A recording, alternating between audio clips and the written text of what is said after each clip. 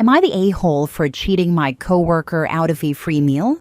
I, 28 male, work with this woman, Lydia, 24 female, who has a very annoying habit.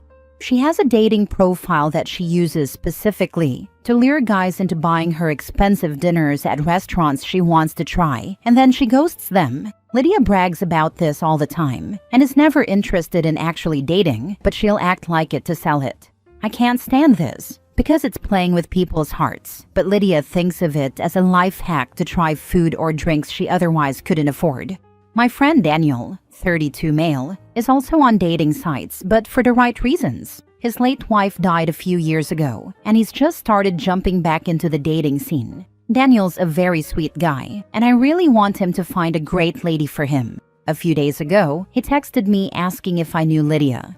They matched and got to talking about work, which is how he found out we worked at the same place. I told him all about Lydia's BS with the restaurant thing and made it very clear to him he would do best to drop things with her early on. Daniel said he'd probably still do the date, but ask for separate checks. Well, they went out this past weekend, and on Monday, Lydia came into work very upset.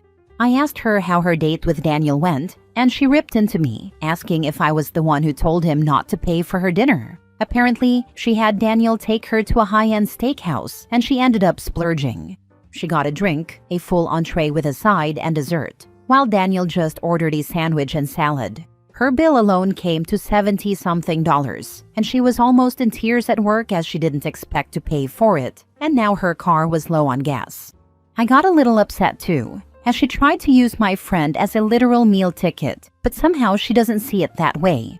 Daniel told me later the date was going kind of well, until he asked for separate checks, and then Lydia just got weirdly cold. So now Lydia's mad at me because I told someone about her little tactic and it backfired on her. I don't feel like I did anything wrong, since it was a grieving friend I was protecting, but some other people we work with said I should have stayed out of it because it was none of my business. Now for the top comments. Not the a-hole, her luck finally ran out. I question why Daniel still went ahead with the date after you clued him in, unless it was to show her up, in which case, fair play. It's my kind of petty. He did because it's been a while since he's dated, and he wants to get more comfortable with dating again after his wife died. I tried to talk him out of it altogether, but he said a first date be good for him regardless. Like training wheels. He knew it was going to end poorly either way, so he might as well practice the whole small talk with someone you might be interested in romantically, but isn't your somewhat recently deceased wife. Not the a-hole. She did this to herself. You didn't cheat her out of anything. Her shameful ruse didn't work. If she can't afford her food, then she shouldn't go to the restaurant. You did what was right and protected your friend from a scammer. The people saying you did wrong are people with opinions not worth caring about. She ended up splurging. Yeah, I hate it when I accidentally order food I can't afford. Not the a-hole. This is a con known as Lonely Hearts Scam, or just romance scam. You pretend to be romantically interested in someone, suck up as many gifts as you can, then ghost them. They often target widows and widowers because they're emotionally vulnerable. Lydia will deny it up and down because she doesn't see herself that way, but she's literally a con artist taking advantage of people. Right.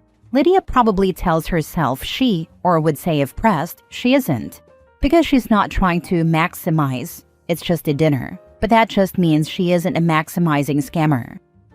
It's called a foodie call. Next story.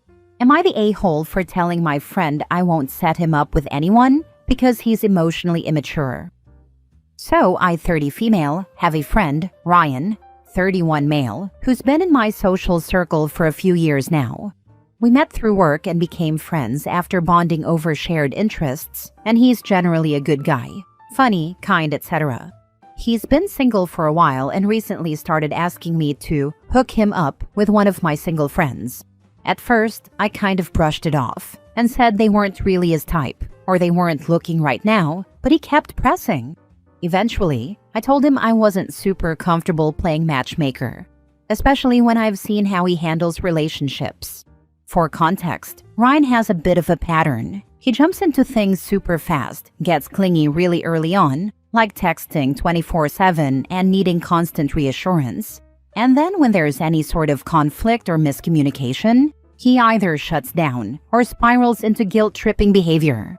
He's admitted he has some abandonment issues, which he's working on, but from what I've seen, he hasn't really done much besides acknowledge them. I've had female friends tell me his past dates were emotionally exhausting. So I was honest with him and said, "Look, I care about you, but I don't feel comfortable setting you up with someone I care about when I think you still have some emotional stuff to work through." Well, he got really offended, said I was judging him, and basically called me fake for being his friend, but thinking so little of him. I told him that being honest was me being a friend, and that I'd rather be straight with him than set up a situation where someone ends up hurt or awkward. He hasn't responded to me since, and now I'm wondering if I was too harsh or out of line. I genuinely didn't mean it in a mean way, but maybe I should have just lied or kept it vague. Am I the a-hole? Not the a-hole. You were honest and upfront, and I would have done the same thing probably. But isn't this reaction basically what you would expect from someone who is emotionally immature and tends to shut down or spiral into guilt-tripping behavior? Unfortunately, it can be just as hard to be a close, honest friend to someone like that as in a relationship with them. Exactly my thought too. Like, this is exactly the kind of response that makes me think he's not quite ready. It's tough, but sometimes being real with a friend is the kindest thing you can do, even if they don't see it right away. Not the a-hole. A setup is a recommendation. You're telling two people you think they might be right for one another. If you can't say that honestly to both of them, well, then you can't set them up. This is why I've refused to give some friends a recommendation to get them hired to a company I work for. If they're an idiot, and I know they're an idiot, it's going to ruin my reputation too, and then I won't be able to get someone who is actually good hired. They're fine to hang out with, but I know they're going to do something stupid or not show up and get fired. I had a manager tell me they hired someone because they name-dropped me, and I told the manager I would have told them not to hire them. Sure enough, they lasted less than 2 weeks. This happened to me as well at my old job. I worked in specialty retail in sporting goods with higher-end clients. My dad used to come around once in a while to get his equipment maintained, and because I worked there, he impressed my boss with his passion, so he was offered a job working in the repair area. I told him this was a bad idea. He was in his mid-70s, has arthritis, and needs glasses for seeing small print. All of the gauges and tools have small print on them. I reiterated this and was told it would be fine. He was just there to help out. Sure enough, I was getting bombarded with texts from my boss saying that he was screwing everything up, scratching/messing up customer orders, etc. He was let go about 5 weeks later. I did recommend a friend of mine to work there as well because we were looking for someone, and he had a lot of experience in the industry. He went into the interview saying he wanted to work in the inventory side of things, which is where we desperately needed someone. Instead, he was hired for a customer-facing role, despite his protests that he wasn't sure he was ready for that, certain anxiety issues he was working through. We already had more than enough customer-facing staff. Sure enough, he fell short in that role due to his mental health and was terminated within 2 months during his probationary period. Long story even longer, my old bosses were great guys but horrible businessmen. They relied on word of mouth, friends, and old coworkers to keep the place afloat. Next story. Am I the a-hole for telling my wife we either share our lotto winnings or we separate and I get half anyway? My wife and I are extremely fortunate to have won a decent amount of money from the lotto recently. It wasn't the top prize, but it was enough to pay off our sizable mortgage and still have some left over for vacations. The mortgage was by far our biggest weekly cost. And with that gone, we could both comfortably cut our hours back at work to only school hours and spend more time with our kids. This was always a daydream we spoke about when we bought lotto tickets. I assumed this is what we would both do. When we got the money and paid off our house, everything almost immediately turned bad. My wife started talking about how amazing it was going to be to finally not have to work anymore. I was blindsided by this. Even with the mortgage gone, we would still have to work at least school hours to keep our current standard of living, and on my salary alone, things would be tight. I asked if she was serious, and she said of course, it was her ticket and she gets to decide. This is BS because we both bought lotto tickets before, and when we moved in together, we only bought one because two seemed like a waste of money. I tried to reason with her, said she could use some of the extra to take some unpaid leave here and there, but she needs to keep her job. When I said, if I'm only working school hours, she absolutely flipped and started accusing me of being a gold digger and ruining this for her, saying how she deserved it after working so much of her life, etc. I asked her for a pause because I was honestly afraid. She's never been like this before. Over the next few days, we tried to have this conversation again, but she didn't budge an inch. When she said, well, it doesn't matter now because I'm putting in my notice at work, I lost it and told her I'm not going through with this. If she's not going to share the winnings, which are under both of our names, I'll divorce her and get half through the house, and therefore half the winnings anyway.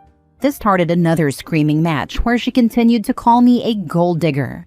I'm absolutely exhausted and lost. I feel like my wife has been replaced by an imposter. I would have preferred not winning if I knew this was going to happen. Now for the top comments. The good news is that you can afford the divorce. The bad news is that the attorneys will be going on your vacation. Can confirm, my divorce was amicable and cost me $10,000. Can confirm, my divorce was amicable. I'm a lawyer and did a fair amount of work myself. My lawyer gave me a friendly deal, forgot to bill me, then sent me a bill for far less work than he actually did when he was closing down his practice, and it still cost me $2,500. Mine cost $2,500 as well and was not amicable, and I am not a lawyer. But 2 months into the process, the attorney decided my ex was too much fun being an idiot and didn't charge anymore. Took a year and a half, a private investigator, and a lot of bourbon. Lawyer was cheapest part of the whole thing. I am sure if I had gotten billed for actual time, it would have been $6,000 to $7,000. Not all heroes wear capes. Some carry briefcases. My grandfather, who is pretty well off because he lucked into telecommunications at the right time and got into upper management, told me once about a neighbor/friend of his. The neighbor was always struggling to make ends meet and seemed to have misfortune after misfortune. Eventually, he was looking at his house being foreclosed on. My grandparents, who considered this neighbor a great friend, realized they could help him with the money they had accumulated in savings. The neighbor was floored and promised to pay my grandparents back, even taking his second job just to do that. And for a couple of years, he paid back every week on payday. The amount varied, but like clockwork, he'd get home on Friday and his first stop was handing over cash to my grandfather. Then he and his wife won the lottery. It was the grand prize. My grandfather said it was north of $1 million. Within days, they had brand new cars, a boat, a brand new RV, had their house repainted and a new roof put on. And I believe they quit their jobs. Andy stopped paying my grandfather back. Once he had money, he started spending like it was infinite. My grandfather once asked him about it, and he got waved off. The neighbor saying, Yeah, I haven't forgotten about you, but let me have a little fun. They took elaborate vacations, went out to eat every day for lunch and dinner, and bought cars for their kids. In just over a year, they had blown through every cent. The neighbor sheepishly walked up to my grandfather and said they had just gotten their property tax bill, and he was a little short. Grandfather just shook his head and turned away. He said sometimes it's worth losing money to get rid of bad people in your life. I always say, if you lend a friend $20 and he disappears or never pays you back, it's money well spent. Last story. Am I the a-hole for keeping a relationship with my brother's ex-wife when they have 2 kids together? My brother was married to his wife for 14 years, and they have 2 boys together, 10 and 12. Their marriage struggled a lot, but they made it last for that long. I became super close with his wife, and she was a wonderful wife and mother to him. I know for a fact my brother cheated on her in the past, even though he won't admit it to me. I'm also 99% sure he left his wife for his current girlfriend, although he won't admit that either. The divorce has been nasty, and restraining orders against him have been in place and everything. They can only speak about the boys. Recently, the boys and and my mother, their grandmother, made plans to get together with the children and the ex-wife. These plans included staying the night at our house because they live out of town. My brother found out and blew up. He was super pissed off. But we were firm that this was not fair to the children and that the kids deserved to see everyone get along for their sake. My brother talks badly about their mother often, even in front of them, and we've always vowed not to take sides for the sake of the kids. Of course, everything escalated. Our other sibling called me, basically telling me we were terrible, how it was selfish to do this to our brother, and how dare we pick the ex over family. Basically, I was told we were pieces of turd for choosing the children over everything else, and neither of my siblings sees it as compassion for the kids. At this point, the family is split, and my brother wants nothing to do with us, and neither do my other siblings apparently. Am I the a-hole for letting my brother's ex-wife stay at our house with the kids? Should we not have any sort of relationship with her? In my mind, it's best for the kids to see each side of the family get along and not hate each other. The divorce has been very traumatizing for both of them.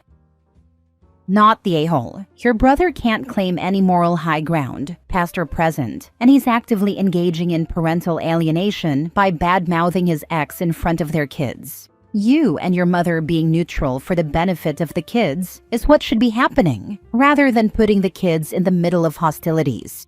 Document as much as you can for the inevitable custody hearing. Your sister-in-law needs all the support she can get. Yep, totally agree. Family doesn't just disappear because of a breakup, especially when kids are involved.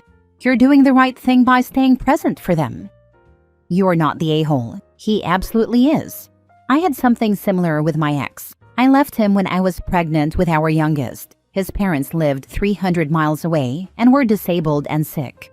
They could just as easily visit me as I could them. When they visited, it was usually for a day or overnight. When I visited, it was usually for a weekend, single parent going to school and working. I told them that when I left my ex, it was important that they still be able to see the grandkids. I wouldn't let him have the kids until I was ordered to, by a judge due to narcissism and abuse, and he would just take the oldest out of school whenever he wanted and return him whenever he wanted, until I gave him court papers. I told them, his parents, that I would be happy to drop them off, not the baby, for the weekend, the baby for a few hours at a time until she was older, and I would stay in a hotel to lessen conflict. The hell you will. You will stay in this house. We love you, and that's his problem that he needs to figure out. He found out and gave them an ultimatum, me or him. Mother-in-law literally just said no and hung up. I was there for that phone call. He threatened again, followed up with, "I'm going to get evicted and need you to give me money." His dad laughed and hung up. He eventually got over it when he realized they were not going to give him any money with that kind of attitude. I loved his mother. She was a second mother to me, and my parents loved her as well. We couldn't have cared less about his dad. Sadly, they both died a year later due to illness. Luckily, he's much better now. He's still an a-hole, but better than before.